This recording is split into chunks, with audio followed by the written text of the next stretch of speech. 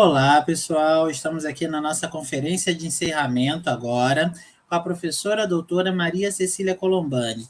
Ter a professora Maria Cecília Colombani é um prazer, me encanta muito, tendo em vista todos os trabalhos que a professora ela tem em nível tanto internacional, né, na Argentina, bem como aqui no Brasil conosco. Ela tem uma produção com os grupos de pesquisa em antiguidade imensa, que já formam uma trajetória de longos anos, auxiliando na formação de pesquisadores, trabalhando diretamente, conjuntamente com os grupos de pesquisa. Então, receber a professora Maria Cecília Colombani hoje no Átrio é algo muito importante para a gente, tendo em vista que ela nos acompanha a minha trajetória há longo tempo, e vai ser um grande prazer para vocês ouvirem a professora Cecília, ouvirem a palestra dela, que é sempre um primor, sempre trocando conhecimentos importantíssimos e contribuindo com os estudos clássicos no Brasil.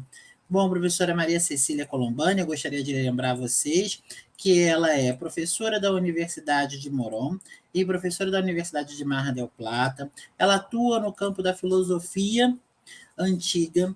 Ela tem várias obras produzidas e publicadas, tanto em espanhol como também artigos publicados no Brasil e outros países.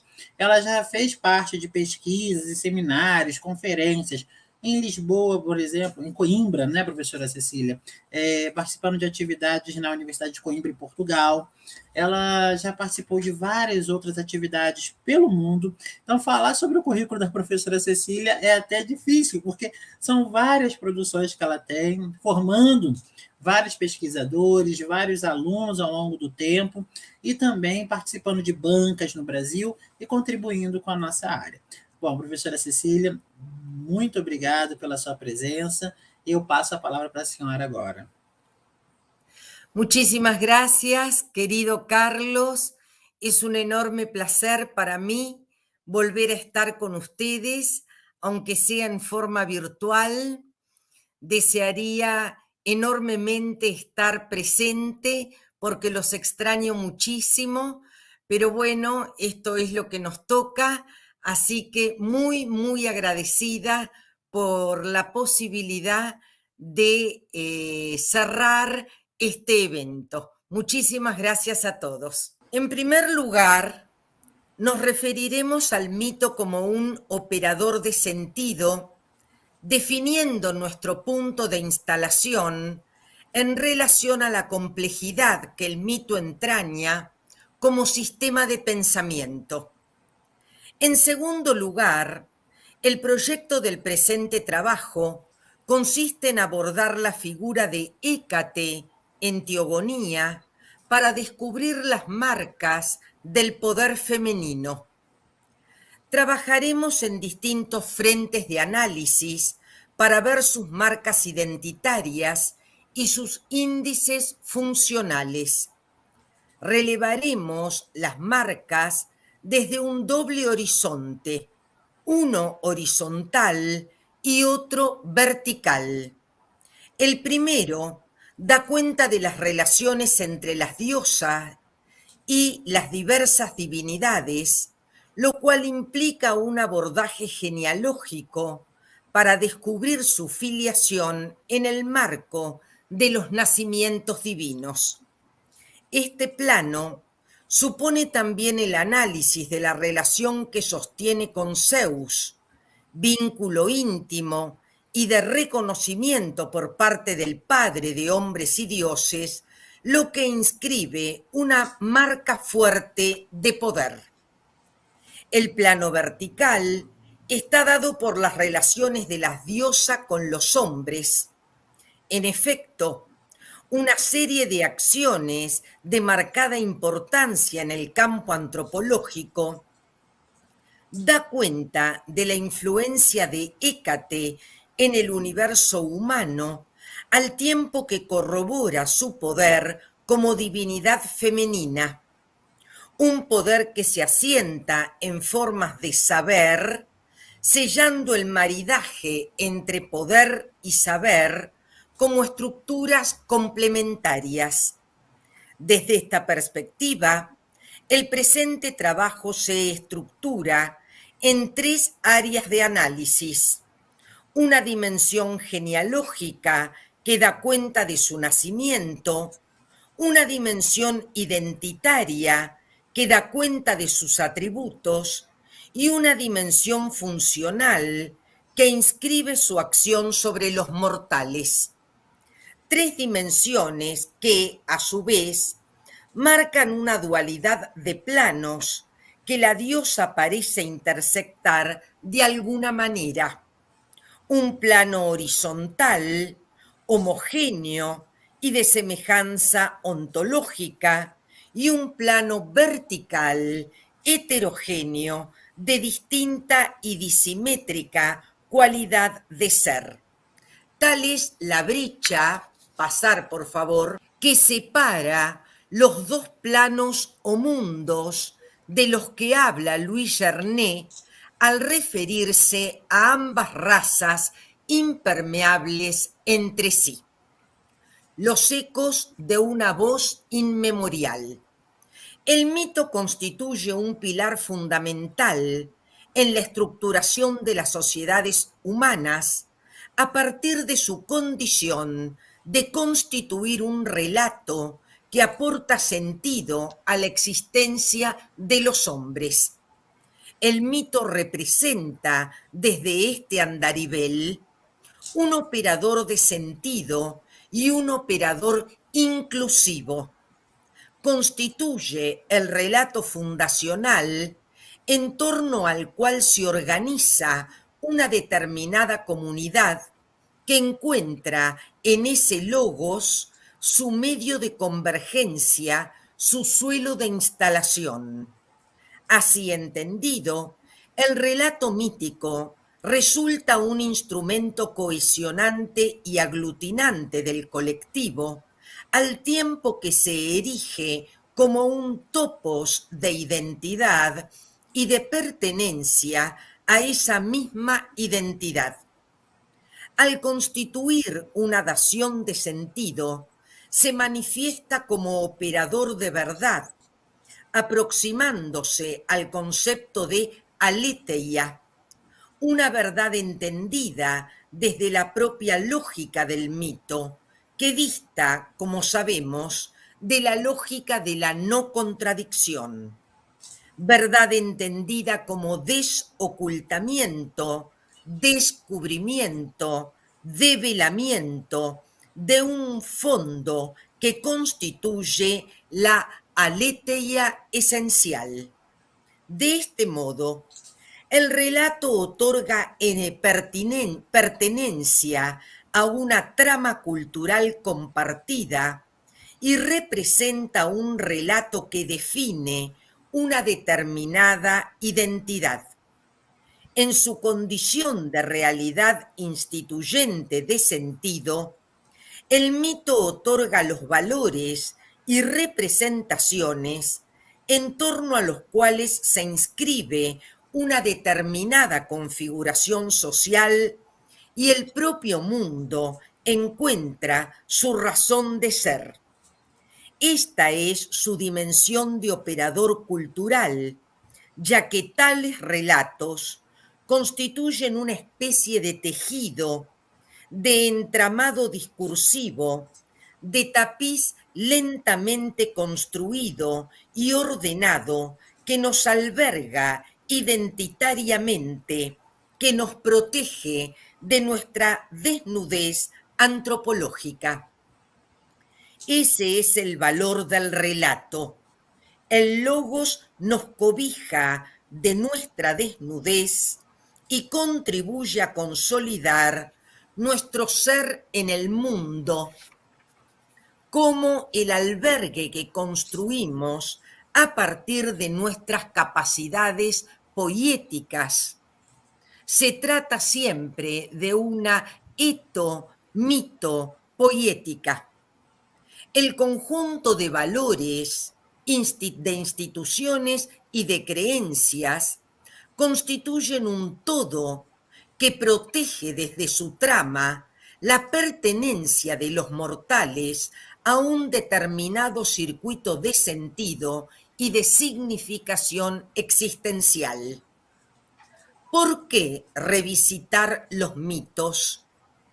Precisamente porque el núcleo vivo de sus inquietudes constituye nuestras propias preocupaciones, porque están allí convocándonos, llamándonos desde el seno de sus interpelaciones siempre vigentes, siempre actuales. Somos griegos porque seguimos pensando los mismos nudos de problematización. La vida, la ira, el sarcasmo, el engaño, el no reconocimiento, los juegos de poder, las relaciones entre los hombres y la divinidad, el conflicto como motor de la historia, las ansias de poder que enceguecen, son temas que parecen estar más allá de la tiranía del tiempo. Son los temas que nos mueven a pensar y a pensarnos. Somos humanos porque estos temas nos interpelan desde la insistencia de su presencia. Punto 1, plano horizontal. Dimensión genealógico-identitaria. De la unión de Febe y Seo nacen dos divinidades, Leto, madre de Apolo y Ártemis, y Asteria, quien unida con Perses, en contacto amoroso, da a luz a Hécate. Como puede verse, una presencia marcada femenina se observa en esta primera aproximación genealógica que da cuenta del contacto amoroso de los dioses en el marco del antropomorfismo que caracteriza a la religiosidad griega. Si las uniones sexuadas y el nacimiento constituyen un valor fundamental en las sociedades antiguas y contemporáneas, encuentran en el mito un espacio de configuración representativa como conductas paradigmáticas. Tal es la descendencia de Febe.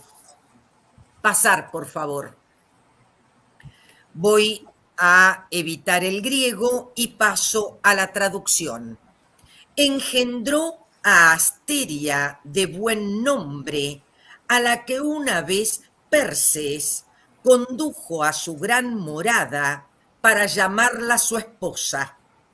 Ella, embarazada, dio a luz a Hécate, a la que entre todas Zeus Crónida honró, pues le ofreció brillantes dones.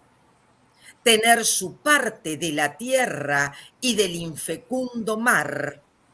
También participa del honor del estrellado cielo, y por los inmortales dioses es honrada en el más alto grado. Teogonía 409-415. Comencemos por ubicar a la diosa en el marco del fruto de un vínculo amoroso. Perses condujo a su gran morada, a Asteria, para hacerla su esposa, Acoitin. El campo lexical del verbo ago despliega el sentido del ritual matrimonial. Perses la lleva, la conduce, la guía hacia su gran mansión y allí, embarazada, Asteria dio a luz a Hécate, nuestra dama. Pasar, por favor. Las marcas identitarias comienzan a aparecer inmediatamente después de la noticia de su nacimiento. La cercanía con el padre es manifiesta, ya que, cito, entre todas Zeus Crónida honró. La expresión parece indicar la predilección del Crónida entre varias, Peripanton, y el uso del verbo timao, honrar, reverenciar, refuerza la elección entre todas, otorgándole un poder particular que radica precisamente en su condición de elegida, más allá de los brillantes dones agladora recibidos, cuya materialidad refuerza el registro de la acción. Los dones son particulares, ya que ubican a la diosa en un lugar privilegiado en el orden de los repartos en relación a los distintos territorios que configuran lo real. Así, tiene su parte Moirán de la tierra y del infecundo mar.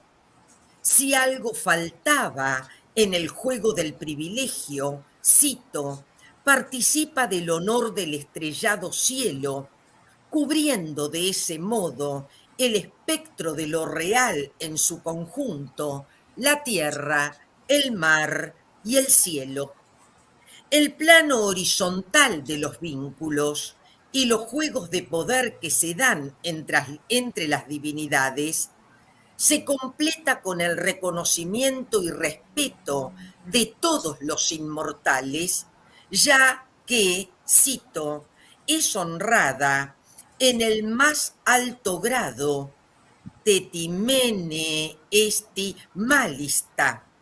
La recurrencia del verbo timao se asocia con el superlativo malista, enteramente, en primer lugar, mayormente, enfatizando siempre la decisión del crónida de elegirla entre todas. Peri Panton.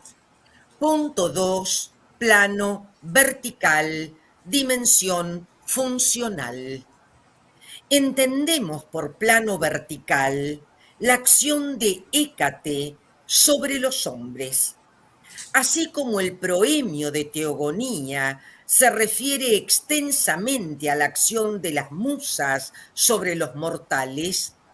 Del mismo modo podemos inferir una presencia fuerte de la diosa en el plano de los mortales, en el marco de distintos territorios de acción. Se trata, en última instancia, de leer el poder de ciertas figuras privilegiadas de matriz femenina, estatuto que comparten las bien habladas hijas del Padre y Hécate en relación a los hombres cuya vida depende en buena medida de esas intervenciones divinas. Pasar, por favor. Trabajemos entonces en distintos topoi donde esa acción se deja ver. 1. El primer territorio de análisis es la esfera vincular, definiendo la relación entre mortales e inmortales en el marco del sacrificio como modo de corroborar la distancia que separa un plano de otro. Cito, y ahora, cuando alguno de los terrenales hombres, haciendo sacrificios bellos, según la norma propicia, invoca a Hécate, y mucho honor lo acompaña, fácilmente la diosa, muy bien dispuesta, recibirá las súplicas y también felicidad le concede, dado que tiene poder. Teogonía 4:16, 4:20. La marca de la distancia ontológica está corroborada por la evocación de, cito, alguno de los terrenales hombres. En efecto, la condición de mortales está íntimamente asociada a la pertenencia a la tierra como topos natural del campo antropológico. Y la brecha que existe entre un plano y otro implica los bellos sacrificios Hieracalá como forma de preservar y reafirmar esa misma división de planos instituyentes del campo de lo real. A partir del mito de Prometeo y la separación de hombres y dioses en Mecona, la fundación del sacrificio, teniendo en cuenta las dos porciones disimétricas que el mito arrojara como mensaje emblemático, es la norma nomos ancestral que se impone como modo de respetar la esfera divina. Pasar, por favor. El vínculo entre el hombre y la divinidad está hilvanado por el campo lexical del verbo kikleskei, tal como el poeta invoca a las musas como modo de acortar la distancia que los separa del mundo divino, constituyendo esa acción la condición de posibilidad del campo poético. Del mismo modo, los hombres terrenales invocan a Hécate para obtener de ella su cercanía. Entonces, mucho honor, Poletime, lo acompaña como marca de esa familiaridad. Por otro lado, elevando las súplicas Eujás, los mortales completan la realización del ritual al tiempo que reciben la felicidad, Olbon, que todo mortal desea. Queda claro que esto es posible solo por la disimetría ontológica entre ambos planos y la presencia benefactora de la diosa, dado que tiene poder. Es enteramente ella quien otorga honor y felicidad a los simples mortales, estatutariamente muy por debajo de toda divinidad.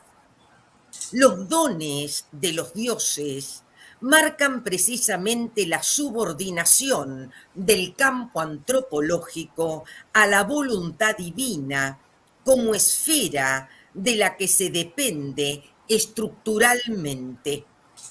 Hécate se muestra pródiga en los obsequios, seguramente gustosa de los honores recibidos. La diosa otorga dos elementos claves y de máxima estima para los mortales terrestres: el honor, que distingue a los hombres entre sí, y la felicidad, que les hace olvidar los pesares y aflicciones propias del topos humano. 2. El segundo campo de análisis es la esfera política, lo que vuelve a asociar a Hécate con las musas en relación a la cercanía de la divinidad en el marco del ejercicio de la justicia. Pasar de hoja, por favor. A quien ella lo desea, en gran manera asiste y ayuda. En el juicio, junto a los reyes venerables, se sienta, y en el ágora, entre la multitud, distingue a quien desee, y cada vez que para la guerra asesina se arman los hombres, allí la diosa asiste a quienes desee para concederles de buena gana la victoria y orgullo ofrecerles. Teogonía, versos 428-433. Nítidamente, la presencia de la diosa en el campo de la justicia es fuerte y evidencia el mismo poder femenino que comparte con las musas en el mismo territorio político. Una expresión se vuelve familiar en el corpus recortado y merece nuestra atención porque asocia su contenido al tópico anterior, a quien ella lo desea, a quien desee, a quienes desee. Pasar de hoja, por favor. Gracias. El campo lexical del verbo ecelo, querer, desear, apetecer, determina el sentido de la superioridad de lo divino frente a lo humano.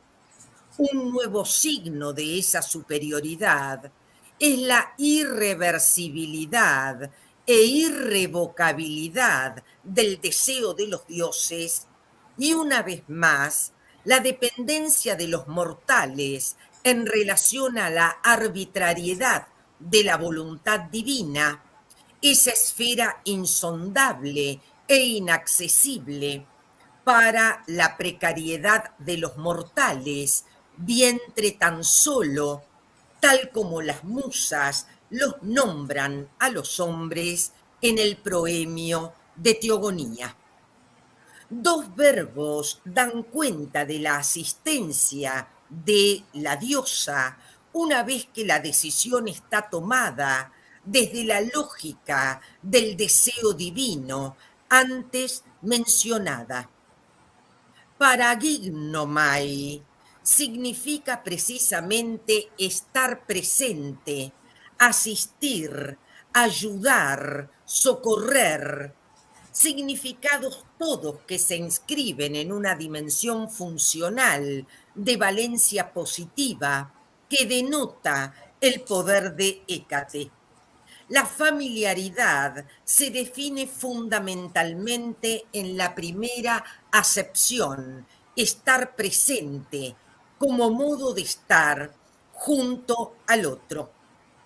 El segundo verbo, onínemi, ser útil, ayudar, servir, corrobora la dimensión benefactora de la diosa, territorializándola en un linaje diurno. En esta línea, podemos pensar que el modelo del linaje, tanto diurno como nocturno, puede ser pensado como el modelo o tipo social de lo mismo y de lo otro. Entonces, Nyx, la noche, es análoga a la mujer, al hombre que no trabaja, al injusto y a los reyes devoradores de dones. Lo que vemos en Hesíodo y sus construcciones discursivas es una primera distribución y asignación de roles y funciones, de funciones, de valores, de espacios que definen el campo de lo mismo y de lo otro.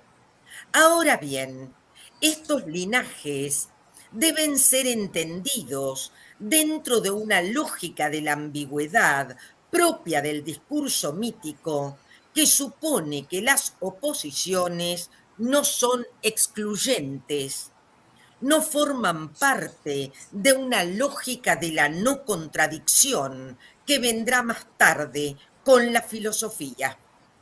Los dioses son ambiguos en su naturaleza y esto quiere decir que siempre tienen alguna relación estructural con otra divinidad opuesta. Pasemos la hoja, por favor. Gracias. Retornemos a los versos. La asistencia no parece hacer diferencia de estatutos o rangos. Indistintamente se sienta junto a los reyes venerables en el juicio, en Tedique, en el marco de la proximidad a la que nos hemos referido. El campo lexical del verbo catizo, sentar, convocar, reunir, celebrar, corrobora la familiaridad con los reyes, así como con los mortales, a quienes distingue entre la multitud.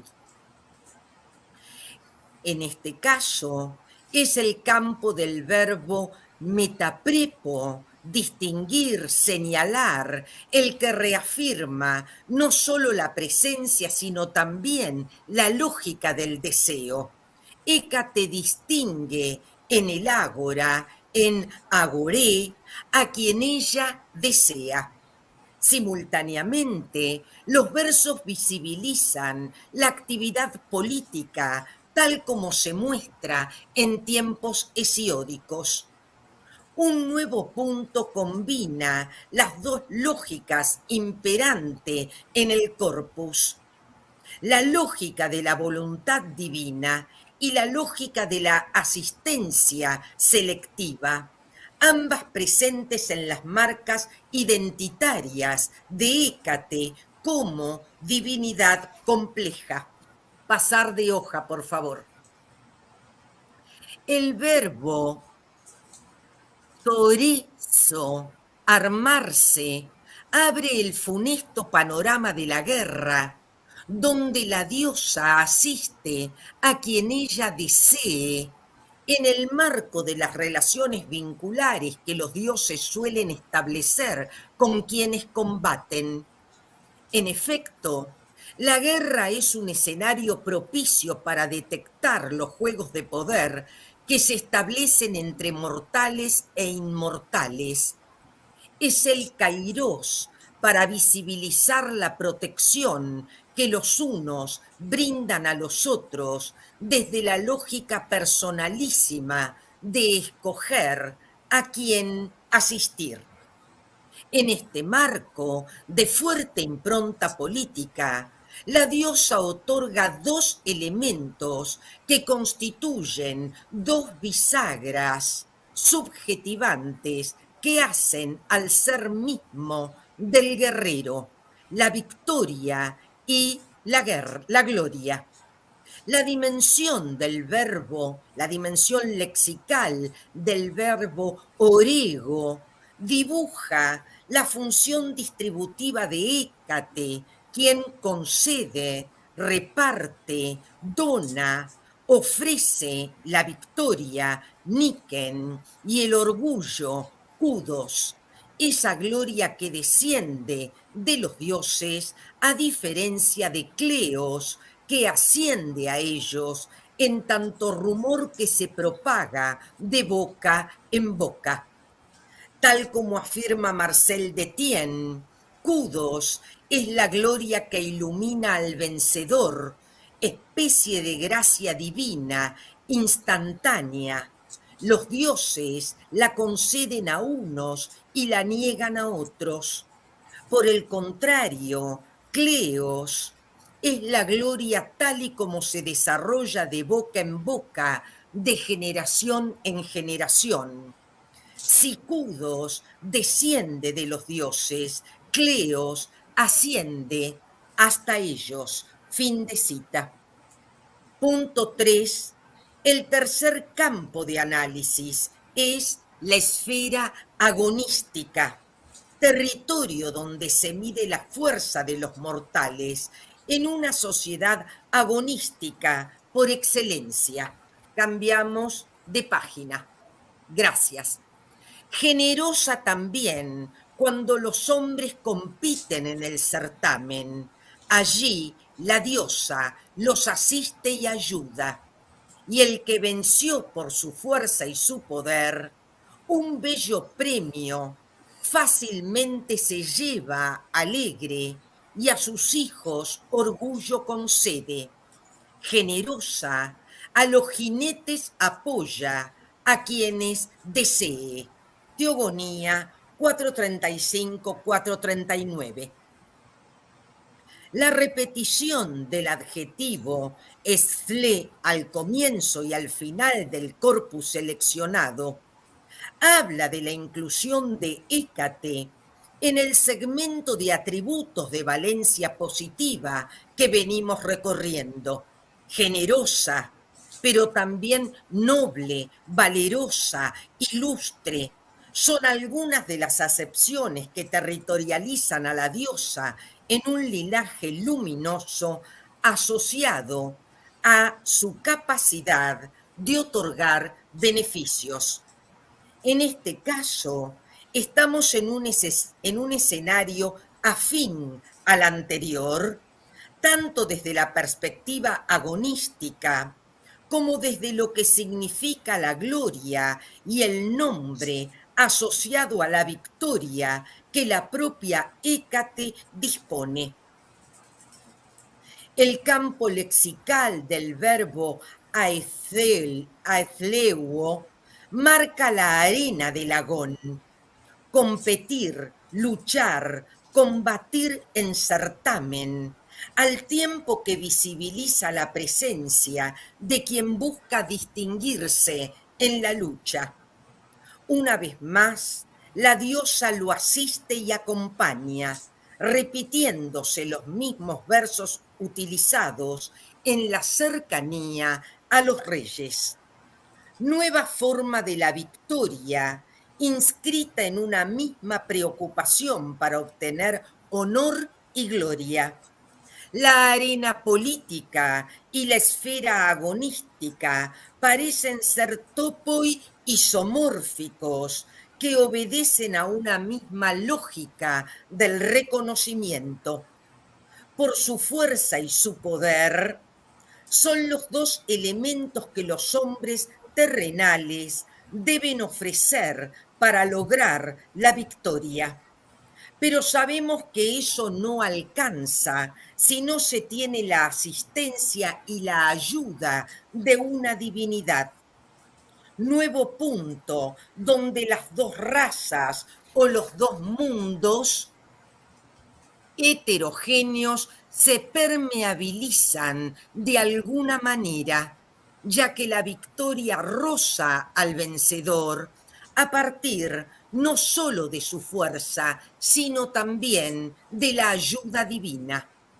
Entonces se lleva un bello premio que va más allá de la materialidad del mismo. Quizás el mayor premio para un mortal sea la propia asistencia divina como modo de reconocimiento.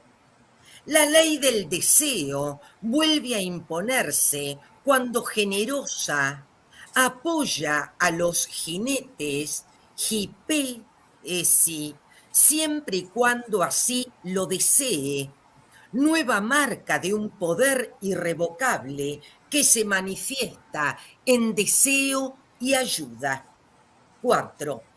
El cuarto campo de reflexión es la esfera económica para relevar la acción de Hécate en el marco de ciertas actividades propias de los mortales, referidas al trabajo, al comercio y a la obtención del sustento y de cierta prosperidad o no, según sea la voluntad de la diosa que, indistintamente, puede mostrarse generosa o quitar los beneficios a los mortales en el marco de un deseo irrevocable.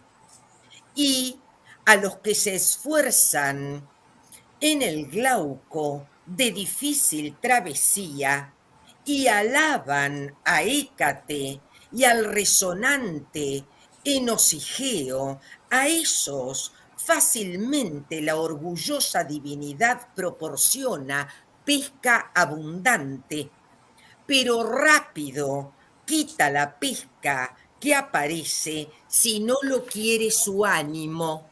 Dar vuelta a la hoja, por favor. Generosa en los establos de Hermes, el ganado aumenta, boyadas, tropas y manadas de esparcidas cabras y rebaños de lanudas ovejas, si lo quiere su ánimo. De poco multiplica y de mucho menos dispone. Versos 440, 447. La primera esfera donde la intervención divina aparece es la pesca. La alabanza a Hécate y al resonante Enosigeo enfatiza la disimetría estatutaria entre hombres e inmortales, lo que ha constituido un tópico dominante del presente trabajo. Cruzar el Glauquén, supone una empresa de tal envergadura que solo la asistencia divina lo hace posible. De allí la alabanza y la presencia del verbo eujomai, pedir, suplicar, rogar, da cuenta de la precariedad de los mortales y de su sumisión a la voluntad divina, corroborando la brecha entre planos que sólo el deseo divino desdibuja de alguna manera. Es la alabanza la condición de posibilidad de cierto encuentro entre ambos topoi, ya que la orgullosa divinidad proporciona pesca abundante. Pasar de gracias, la presencia del verbo opazzo, conceder, regalar, prestar, reintroduce el perfil generoso de la deidad, al tiempo que el poema juega a continuación con el fondo paradojal que la lógica de la ambigüedad que atraviesa el relato del mito instala en su peculiar orden del discurso. En efecto, la diosa puede conceder o quitar un don. Allí está la lógica de la ambigüedad. La presencia del verbo quitar, separar, cortar, actúa como contrapunto de la función de dar y reafirma la ambigüedad de la diosa, tal como ocurre con las musas, quienes, inscritas en la misma lógica de la ambigüedad, son capaces de decir la verdad, pero también de decir mentiras con apariencia de verdades. Comencemos con el análisis por su dimensión dispensadora de riqueza, su cara luminosa y diurna en el marco de la lógica del linaje parece estar siempre introducida por el verbo esle, generosa, para abrir el juego de una dimensión funcional que se define en términos de beneficios y dones. Tal es el caso del aumento del ganado, ya que, cito, en los establos de Hermes, el ganado aumenta, resultando dominante en la expresión el sentido del verbo aezzo, aumentar, acrecentar, robustecer, pasar de hoja. Gracias. La diosa interviene directamente en un territorio afín a Hermes para vigorizar y aumentar el ganado, fuente de prosperidad y riqueza, tal como de ello da cuenta Hesíodo en Trabajos y Días. La clave de la subsistencia y aún de la riqueza es la abundancia del grano y del ganado como elementos complementarios en una economía de base agraria. La misma lógica se observa en su acción sobre el topos del campo. La misma lógica de la voluntad divina y la misma lógica de la ambigüedad que habla, en última instancia, de una duplicidad intrínseca de Hécate que puede indistintamente y según marque su voluntad hacer prosperar el campo, pero también disminuir su riqueza. La detallada enumeración del ganado permite acceder a un cuadro de conjunto de los elementos que representa la base de la economía aldeana. Cuando en trabajos y días o en escudo se tensa la realidad de la ciudad próspera en relación a la ciudad enferma por la corrupción, es el ganado, la tierra y el vientre de las mujeres dadoras de hijos los elementos que sufren el impacto de la degradación o, en su defecto, de la abundancia. Un mismo patrón de sentido opera en este himno a Hécate, recortando la dimensión del ganado como aquello que aumenta o disminuye según sea el deseo de la diosa. A diferencia de los otros poemas, donde la hibris de los hombres mortales es el elemento que determina la pérdida de la abundancia. En este himno es la voluntad irrevocable de la diosa la que determina la variación de estados, denotando una vez más, y en este sensible territorio de la riqueza, el poder absoluto de la divinidad, al tiempo que se ratifica la distancia entre ambos planos y la imposibilidad humana de transgredir o modificar los designios divinos. Retorna la imagen del coro de la Antígona de Sófocles que Louis Gernet recoge para pensar que el hombre es una cosa maravillosa, pero doblemente limitada. El primer límite lo constituye la muerte, esa barrera más allá de la cual no se puede ir. El segundo límite lo constituyen los propios dioses y tampoco sobre su voluntad se puede avanzar. La muerte y la voluntad divina constituyen de ese modo las barreras que territorializan a los mortales a sus topos respectivos. Es este poder de multiplicar o menguar discrecionalmente el que se expresa a través de la fórmula, cito, de poco multiplica y de mucho menos dispone. La presencia del verbo pasar de gracias, la presencia del verbo briao marca la relación política en tanto capacidad productora de engrandecer y con ello transformar una determinada realidad.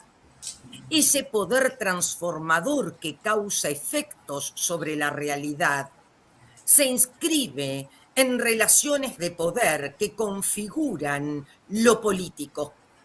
Quinto, finalmente nos ubicaremos en una esfera socioafectiva para descubrir una última acción que Zeus le ha encomendado y que marca, como en otras figuras femeninas, una función que territorializa al colectivo en una dimensión que le es propia, esto es, el cuidado.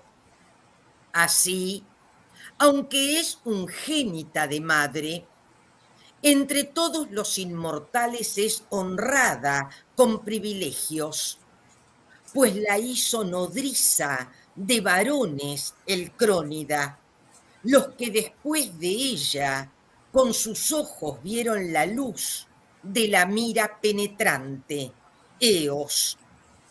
Así, desde el comienzo fue nodriza de varones y tales son sus honores. Teogonía 448, 452. Pasar, gracias. La función encomendada por el Crónida define una cierta dimensión social y afectiva porque impacta tanto en el colectivo social de los varones como en el cuidado que una nodriza ofrece. En primer lugar, la consideración de la diosa que es honrada, tetímetai, y merecedora del himno que estamos transitando críticamente. Zeus la consagró nodriza, inscribiendo el campo semántico de aquel que cuida jóvenes, que educa muchachos. Conocemos el valor preeminente que esa acción tiene en una sociedad de marcado sesgo viril. El cierre del himno asocia esta función nodular en la economía general del mito con los honores que Hécate merece. Así, cito, desde el comienzo fue nodriza de varones y tales son sus honores. Conclusiones. Hemos trabajado en un doble frente desde una perspectiva filosófico-filológica. En primer lugar, nos referimos al mito como operador de sentido para que constituyera el marco teórico donde ubicar nuestro extenso análisis del himno a Hécate que aparece en Teogonía. Así, trabajamos las características del pensamiento mítico con toda la complejidad que su estructura implica para ceder paso a un relevamiento de la figura de Hécate inscrita en un linaje básicamente diurno, sin que ello no implique las contaminaciones y bifurcaciones que la lógica de la ambigüedad inscribe en el análisis textual. Trabajamos en dos planos, uno vertical y otro horizontal, para cubrir las relaciones de Hécate con el resto de las divinidades y de Hécate con el resto de los hombres terrestres.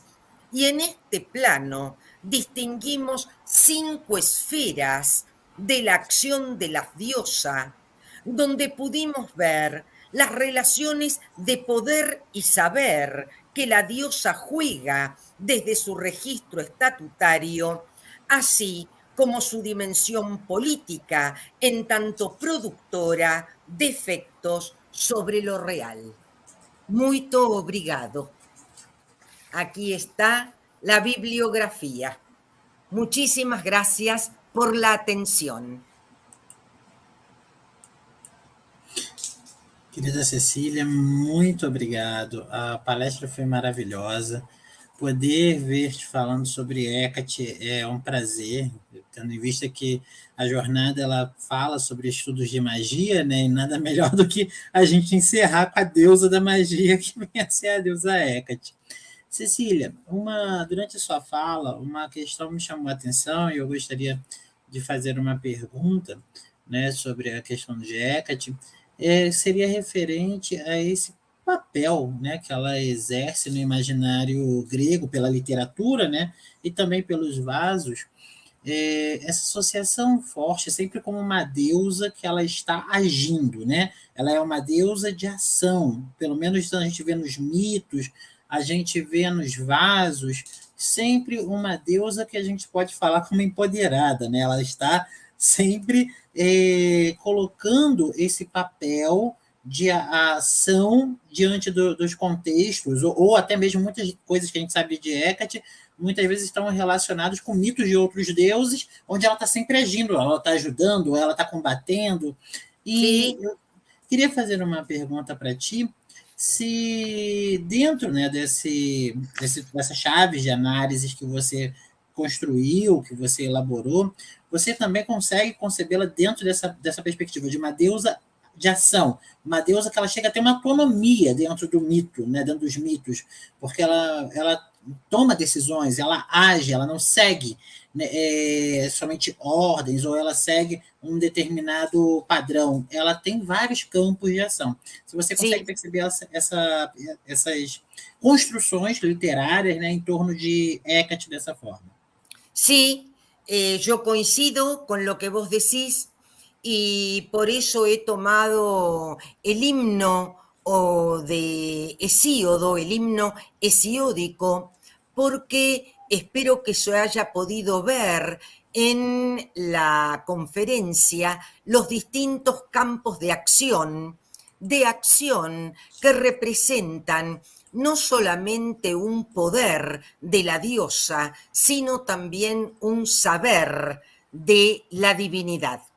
Creo que se conjuga esa ecuación saber-poder y ese es el motivo, por otra parte, ese protagonismo en el agenciamiento, en la acción a la que vos aludís, es el motivo por el cual Hesíodo, a través de el deseo de Crónida de Zeus, le otorga todas estas funciones que nos han permitido ver a la diosa en acción, precisamente.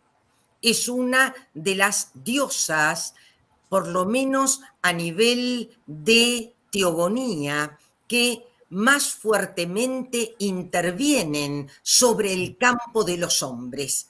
Eso habla de un empoderamiento efectivo en los términos en que vos lo has traído. Muito obrigado, professora Cecília. Maravilhosa essa resposta. Pessoal, nós vamos deixar aqui para vocês tanto o contato da professora Maria Cecília Colombani, para que vocês possam entrar em contato com ela, tirar suas dúvidas, fazer as perguntas, tá?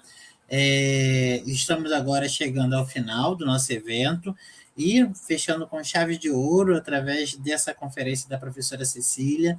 Eu agradeço a todos e todas que estiveram conosco até esse último momento do evento e peço a vocês que acompanhem ao longo das semanas as respostas que estão dos professores lá no canal do YouTube, como eu falei com vocês.